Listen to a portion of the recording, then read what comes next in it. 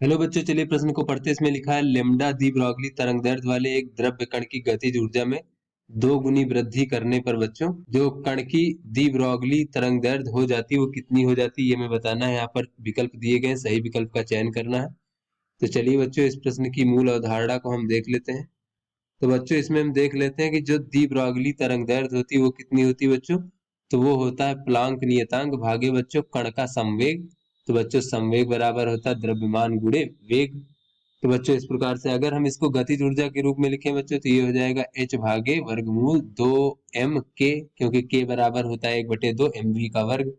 k यहाँ पर बच्चों गतिज ऊर्जा है। तो चलिए बच्चों, अपने प्रश्न को हल करते हैं।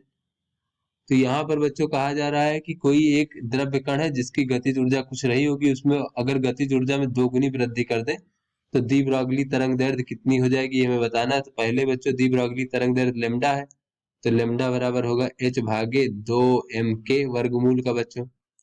तो उसके बाद कहा जा रहा है कि अब जो है ये गतिज ऊर्जा 2 गुना कर दिया गया है, तब जो है दी ब्रॉगली तरंगदैर्ध्य कितनी हो जाएगी बच्चों। दी ब्रॉगली तरंगदैर्ध्य, तो बच्चों ये अगर हम देखें तो ये हो जाएगा h भागे वर्गमूल 2m, और ये 2k हो गया है।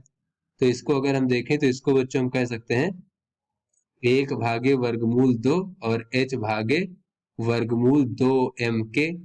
तो बच्चों ये जो है ये तो लेमडा के बराबर है, पहले जितना तरंगदैर्ध्य था दी ब्रॉगली तरंगदैर्ध्य उसके बराबर है। अतः बच्चों जो हमारा अब जो दी ब्रॉगली तरंगदैर्ध्य हो जाएगा वो लेमडा भागे वर्गमूल 2 होगा। तो इस प्रकार से बच्चों ये हमारा ए विकल्प हमारा सही विकल्प है। तो आशा करते हैं आपको समझ में आ गया होगा। धन्यवाद।